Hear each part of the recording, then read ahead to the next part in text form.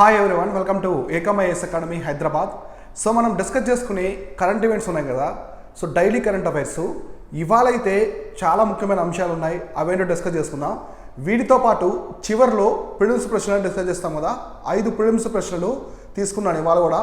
ఇవాళ ఎలా తీసుకున్నా అంటే ఎన్విరాన్మెంటల్ ఇష్యూస్ కావచ్చు, ఎన్విరాన్మెంటల్ అండ్ ఎకాలజీ సబ్జెక్ట్ ఉంది కదా, ఆ సబ్జెక్ట్ నుంచి ప్రశ్నలు తీసుకున్నాను.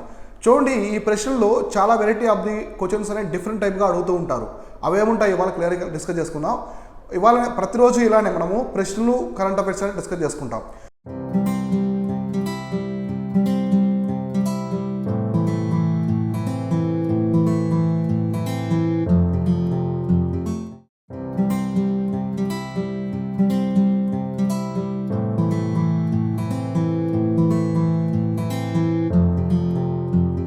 సో ఫస్ట్ ఇవాళ చూసుకుంటే 26 సెప్టెంబర్కి సంబంధించి ఏమున్నాయి చూద్దాం.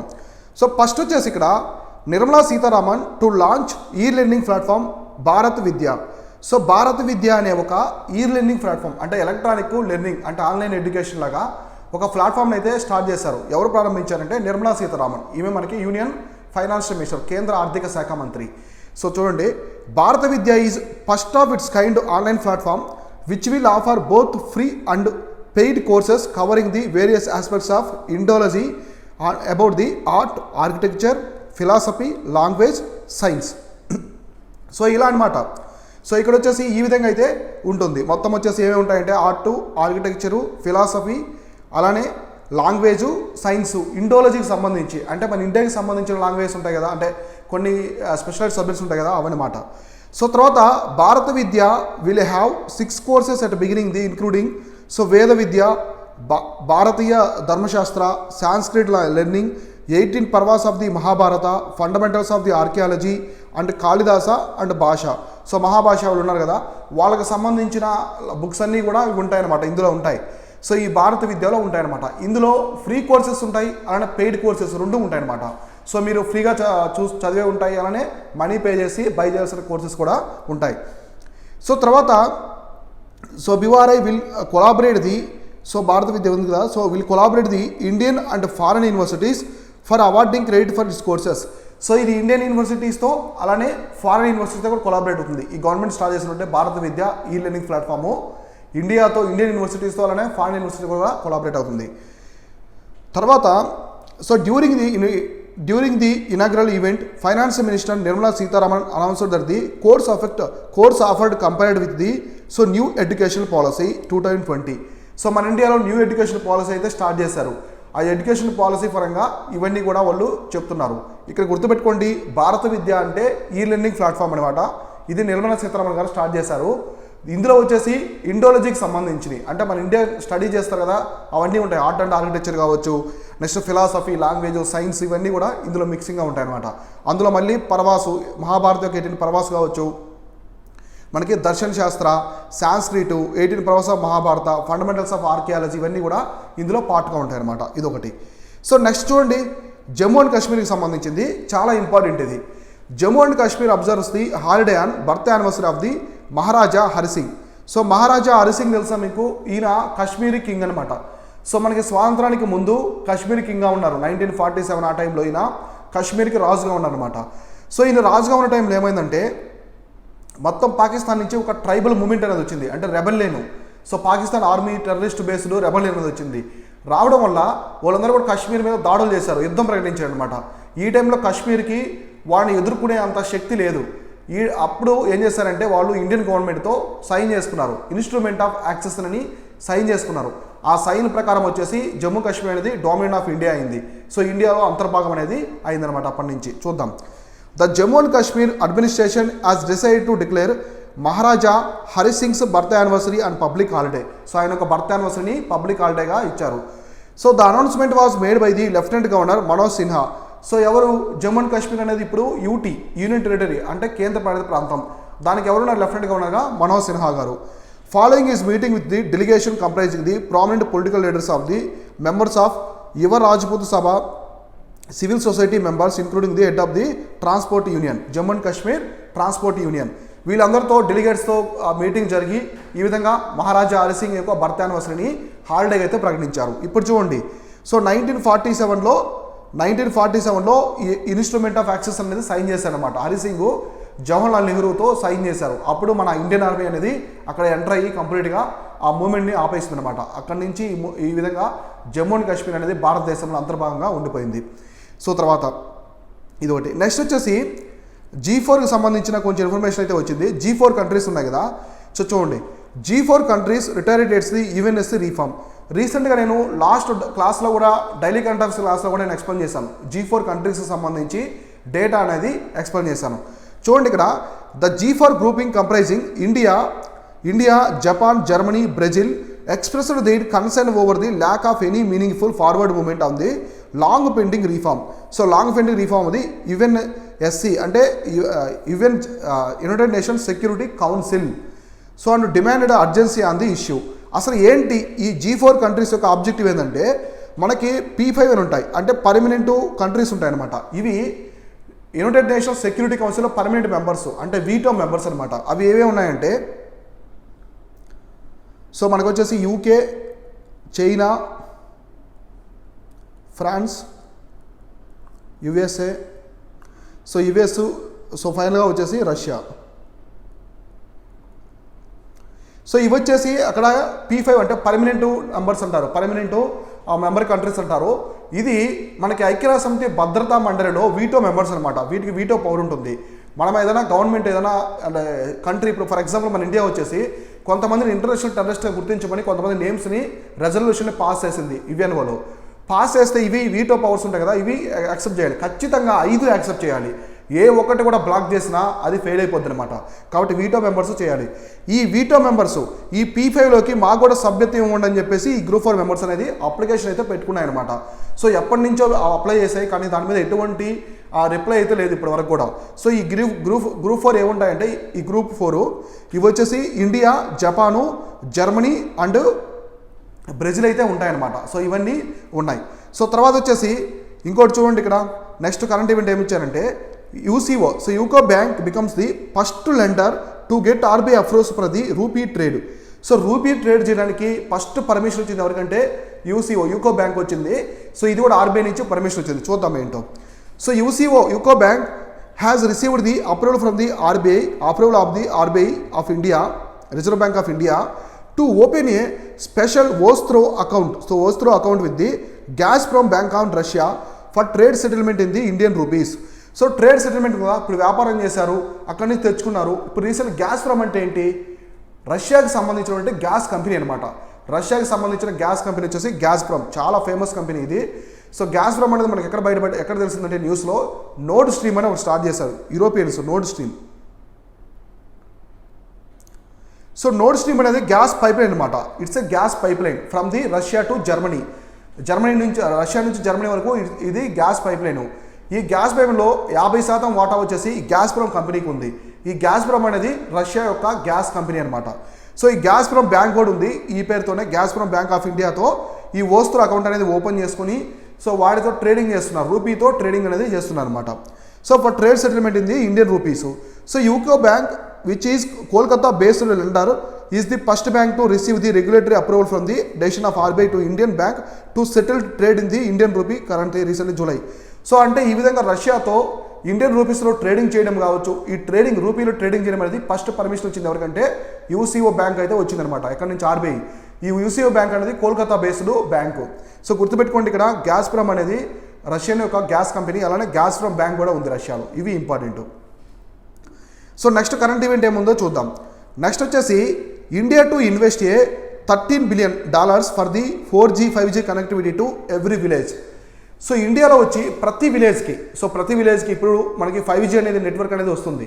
సో 5G నెట్వర్క్ ఉండగా మొత్తం అన్ని సిటీస్ కావచ్చు అన్నిటికి వస్తుంది. అలానే 4G కూడా ఇంకా కొన్ని విలేజ్కి వెళ్ళలేదన్నమాట, అక్కడ 3G మాత్రమే ఉంది. ఇప్పుడు వీళ్ళు ఏం చేస్తున్నారంటే 4Gని 5Gని కూడా మొత్తం తీసుకురావాలి విలేజెస్కి అని చెప్పేసి ప్లాన్ చేస్తుంది Indian government. So IT Minister Ashwini Vaishnav said that government is investing nearly $13 billion to ensure the last mile network accessibility for 4G and 5G in every village across the country. So దేశం మొత్తం across country అనమాట, దేశం మొత్తం కూడా ప్రతి విలేజ్కి 4G network ఇవ్వాలి, 5G network ఇవ్వాలనే ఉద్దేశంతో వీళ్ళొక లక్ష్యంతో వెళ్తున్నారు. And build a robust digital infrastructure in the rural areas. ఇంకా మనకి రూరల్ ఏరియాస్ అంటే గ్రామీణ ప్రాంతాల్లో కూడా మంచి అంటే స్పీడ్గా వచ్చే ఇంటర్నెట్ కూడా ప్రొవైడ్ చేయాలనే ఉద్దేశంతో ఉందన్నమాట. ఎందుకంటే ఇప్పుడు అన్నీ కూడా ఆన్లైన్ ఎడ్యుకేషన్ ఉన్నాయి. సో స్టూడెంట్స్ అనే వాళ్ళు ఎక్కువ మనకి రూరల్ బేస్డ్ పీపుల్ ఎక్కువ ఉంటారు. ఇండియాలో గ్రామీణ ప్రాంతంలో నివసించే ప్రజలు చాలా ఎక్కువ అనమాట. 74% ఆఫ్ ది పీపుల్ మనకి గ్రామీణ ప్రాంతాల్లోనే ఉన్నారు ఇంకా. సో కాబట్టి రూరల్ ఏరియాస్ నెట్వర్క్స్ ఇవన్నీ కూడా ప్రొవైడ్ చేసిన బాధ్యత ప్రభుత్వానికి ఉంటుంది. So speaking at the Global Fintech Fest 2022. So రీసెంట్గా గ్లోబల్ ఫైన్టెక్ ఫెస్ట్ అనేది జరిగింది. మొన్న ఆర్బీఐ శక్తికాంత్ దాస్ కూడా కొన్ని ఓపెన్ చేశారు అనమాట. సో డిజిటల్ ట్రాన్సాక్షన్ సంబంధించిన కొన్ని యూపీఐ లైట్ కావచ్చు ఇట్లాంటివి కొన్ని ఓపెన్ చేశారు. నేను లాస్ట్ క్లాస్లో ఎక్స్ప్లెయిన్ చేస్తాను. ఇదే ఫెస్ట్లో గ్లోబల్ ఫైన్టెక్ ఫెస్ట్ 2022లో వైష్ణవ్ గారు ఉన్నారు కదా, అశ్విని వైష్ణవ్ అంటే మనకి ఐటీ మినిస్టర్ అనమాట. ఈయన the government has reached out the 1.5 lakh గ్రామ పంచాయత్ టు డేట్ అనమాట. మొత్తము 1.5 అంటే 1.5 lakhs గ్రామ పంచాయతీలతో ఆల్రెడీ వీళ్ళు అన్నీ డిస్కస్ చేసుకుని ప్లానింగ్ అనేది చేయాలి. సో ఈ విలేజ్ని చూజ్ చేసుకున్నారు అనమాట. ఇక్కడికి ఇవ్వాలని చెప్పేసి నెట్వర్క్ అనేది మొత్తము 4G 5G నెట్వర్క్ ఇవ్వాలని చెప్పేసి వీళ్ళైతే డిసైడ్ అయ్యారు. సో ఇవి వచ్చేసి ఇవాటి డైలీ కరెంట్ అఫైర్స్. మనం రోజు డిస్కస్ చేసుకున్న డైలీ కరెంట్ అఫైర్స్ ఇవి వచ్చేసి ఇవాళ డైలీ కరెంట్ అఫైర్స్. ఇప్పుడు మనం ప్రిలిమ్స్ ప్రశ్నలు ఏమున్నాయి ఒక్కోటి క్లియర్గా మనం డిస్కస్ చేసుకుందాం. సో ఇక్కడ చూడండి, ఇవాళ అయితే నేను ప్రిలిమ్స్ ప్రశ్నలు వచ్చేసి ఎన్విరాన్మెంట్ నుంచి తీసుకున్నాను. సో ఎన్విరాన్మెంట్ సబ్జెక్ట్ నుంచి అయితే తీసుకున్నాను. చూద్దాం. Which state is going to conduct the maiden snow leopard survey. So మనకి స్నో లిపార్డ్ అనేది one of the important Animal అనమాట. సో మన ఇండియాలో ఉండే క్యాట్ ఫ్యామిలీలో మనకి టైగర్ కావచ్చు, లైను, లిపార్డు ఇలానే మనకి వాటిల్లో స్నో లిపార్డ్ కూడా ఒకటి ఇంపార్టెంట్ అనమాట. సో ఇండియాలో ఉండే 5 బిగ్ క్యాట్ స్పీసీస్ కూడా ఇండియాలో ఉన్నాయి. అవి ఏమున్నాయి కూడా మనం డిస్కస్ చేసుకుందాం. ఇక్కడ మొట్టమొదటి స్నో లిపార్డ్ సర్వే ఎవరు కండక్ట్ చేశారని అడుగుతున్నారు. ఏ స్టేటు? ఉత్తరాఖండ్, హిమాచల్ ప్రదేశ్, హర్యానా, పంజాబ్. సో ఇక్కడ ఆన్సర్ వచ్చేసి ఉత్తరాఖండ్. సో ఉత్తరాఖండ్ వచ్చేసి మెయిడెను స్నో లిపార్డ్ సర్వే అనేది చేస్తుంది. గుర్తుపెట్టుకోండి, హిమాచల్ ప్రదేశ్ అండ్ లద్దాఖ్. హిమాచల్ ప్రదేశ్ అండ్ లద్దాఖ్ యొక్క స్టేట్ ఎనిమల్ వచ్చేసి snow leopard. State Animal snow leopard అనేది హిమాచల్ ప్రదేశ్ అండ్ లద్దాఖ్ యొక్క స్టేట్ ఎనిమల్ ఏది స్నో లిపార్డ్ అనేది. ఇప్పుడు మనం చూద్దాం. నేనేం చెప్పాను, ఇండియాకి సంబంధించిన 5 క్యాట్ ఫ్యామిలీకి సంబంధించిన ఎనిమల్స్ ఏమున్నాయి ఇప్పుడు మనం చూద్దాం. ఒకటి వచ్చేసి లైను, టైగర్, లిపార్డు, స్నో లిపార్డు, నెక్స్ట్ వచ్చేసి క్లౌడెడ్ లిపార్డు.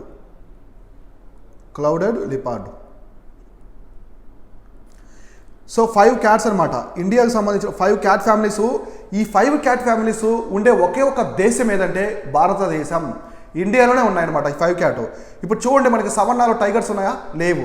సరే, అమెరికాలో ఉన్నాయా? లేవు. చైనాలో ఉన్నాయి, మనకి సైబీరియా ప్రాంతాల్లో ఉన్నాయి, కానీ లైన్స్ లేవే. సో తర్వాత రష్యాలో టైగర్స్ ఉన్నాయి, కానీ లైన్స్ లేవు. అట్లా అనమాట. ఇలా 5 క్యాట్ ఫ్యామిలీకి సంబంధించిన 5 ఎనిమల్స్ ఉండేది ఒకే ఒక కంట్రీ వచ్చేసి ఇండియా అనమాట. ఇదొకటి గుర్తుపెట్టుకోండి. సో నెక్స్ట్ చూడండి, బిత్తరకనిక నేషనల్ పార్క్ చాలా ఇంపార్టెంట్. ఎప్పుడు న్యూస్లో ఉంటుంది, ఎన్విరాన్మెంట్ పరంగా ఎప్పుడు రిపీట్ అవుతుంటుంది ఇట్లాంటి ప్రశ్న అనేది. So some times seen in the news ఈ situated in the which Indian state.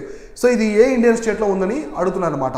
So Bhitarkanika Odisha, Madhya Pradesh, Himachal Pradesh, Maharashtra. Answer వచ్చేసి ఒడిస్సా. సో బిత్తరకనిక అనేది సెకండ్ లార్జెస్ట్ మ్యాంగ్రూవ్ సైట్ అనమాట. Second largest mangrove site in India. So మన ఇండియాలో మ్యాంగ్రూవ్ సైట్స్ ఉన్నాయి కదా, ఇందులో వచ్చేసి మనకి second largest mangrove site in India. So మన ఇండియాలో వచ్చేసి సెకండ్ లార్జెస్ట్. సో ఫస్ట్ ఏది ఉంది? సో ఫస్ట్ వచ్చేసి సుందర్బన్స్, వెస్ట్ బెంగాల్లోని సుందర్బన్స్. సో వెస్ట్ బెంగాల్ సుందర్బన్స్ వచ్చేసి లార్జెస్ట్. సో బిత్తరకనిక నేషనల్ పార్క్ చాలా ఇంపార్టెంట్. ఇక్కడ అన్ని కూడా డిస్కస్ చేసుకోండి. ఇక్కడ వచ్చేసి డాల్ఫిన్స్ ఉంటాయి, మనకి మహానదికి సంబంధించినవి ఉన్నాయి. మహానదిలో ఉండే డాల్ఫిన్స్ ఉన్నాయి. తర్వాత ఇంకా గంగటిక్ డాల్ఫిన్స్ లాగా. తర్వాత ఇక్కడ వచ్చేసి బిత్తరకనికలో మనకి కొన్ని గరియల్స్ ఉన్నాయన్నమాట. గరియల్స్కి సంబంధించినటువంటి మొసలు ఉన్నాయి, మగ్గర్ క్రొకోడైల్స్ అంటారు, అవి సంబంధించినవి ఉన్నాయి. తర్వాత ఇంకా వచ్చేసి బిత్తరకనిక నేషనల్ పార్క్ చాలా ఇంపార్టెంట్ బర్డ్ స్పీసీస్కి సంబంధించిన ఇవన్నీ కూడా ఇక్కడ ఉంటాయన్నమాట. కాబట్టి ఇది సెకండ్ లార్జెస్ట్ మ్యాంగ్రూవ్ సైటు. ఇది ఒకటి గుర్తుపెట్టుకోండి. సో నెక్స్ట్ థర్డ్ చూడండి, the mount Mauna Kea volcano which was seen in the news regarding the 30-meter telescope. So ఇది కొంచెం ఓల్డ్ ప్రశ్న అయినప్పటికీ కూడా చాలా ఇంపార్టెంట్. సో ఈ 30-meter టెలిస్కోప్ అనేది స్టార్ట్ చేశారు మౌంట్ మోనాకియా వోల్కనో దగ్గర స్టార్ట్ చేశారు అనమాట. ఇది ఎక్కడుంది? నేను చాలాసార్లు ఎక్స్ప్లెయిన్ చేశాను మౌంట్ మోనాకియా గురించి మీకు చెప్పాను. సో మౌంట్ మోనాకియా అనేది చాలా ఎత్తైన పర్వతం అనమాట. వన్ ఆఫ్ ది హైయెస్ట్ వచ్చేసి. మామూలుగా మనకి ఎవరెస్ట్ అనేది సీ లెవెల్ నుంచి చూస్తారనమాట. సీ లెవెల్ నుంచి చూస్తే ఎవరెస్ట్ అనేది పెద్దది. సో మనకి నెక్స్ట్ వచ్చేసి మనకి మౌంట్ మోనాకి అనేది సముద్రంలో నుంచి ఉందన్నమాట. సో మనకి సముద్రంలో నుంచి ఉంది. ఇది ఇట్లా ఉంటుంది అనమాట. మౌంట్ మోనాకి ఈ విధంగా ఉంటుంది. అంటే సముద్ర మట్టం నుంచి చూసుకున్నారంటే మనకి ఎవరెస్ట్ వచ్చేసి 8,845 మీటర్లు ఉంటుంది. సో మౌంట్ మోనాకి వచ్చేసి 4,000 మీటర్లు మాత్రమే ఉంటుంది అనమాట సముద్రం నుంచి. సో అదే మొత్తం కౌంట్ చేసుకుంటే మనకి 10,000 మీటర్స్ వరకు ఉంటుంది అనమాట సముద్రం లోపల నుంచి కౌంట్ చేసుకుంటే మౌంట్ మొనాకో. ఇది ఎక్కడ ఉందంటే మనకి హవాయి ఐలాండ్స్లో ఉందన్నమాట. హవాయి ఐలాండ్స్లో ఉంది. కాకపోతే మనం ఎత్తును వచ్చి సముద్ర మట్టం నుంచి తీసుకుంటాం కాబట్టి ఈ విధంగా ఉంది. ఇది ఒకటి చూడండి. సో నెక్స్ట్ వచ్చేసి which is the only mangrove site forest in the world inhabited by tigers. So tigers ఉండే ఒకే ఒక్క మ్యాంగ్రూవ్ ఫారెస్ట్ సైట్ ఏది ప్రపంచంలోనే అడుగుతున్నారు. సో అది వచ్చేసి మీకు తెలుసు కదా సుందర్బన్ మ్యాంగ్రూవ్ ఫారెస్ట్. ఇది ఎక్కడ ఉంటుందంటే మనకి west Bengal. So west Bengal, India నుంచి వెస్ట్ బెంగాల్ అనే బంగ్లాదేశ్లో ఉంటుందన్నమాట. అంటే రాయల్ బెంగాల్ టైగర్స్ అనేవి ఉంటాయి ఇక్కడ. అంటే టైగర్స్ ఫుల్ ఉండే ఒకే ఒక మ్యాంగ్రూవ్ సైట్ ప్రపంచంలోనే ఇది. సో నెక్స్ట్ సుందర్బన్స్ అని వచ్చేసి మనకి largest Ramsar site in India. So largest Ramsar site. So largest Ramsar site in India and largest single stretch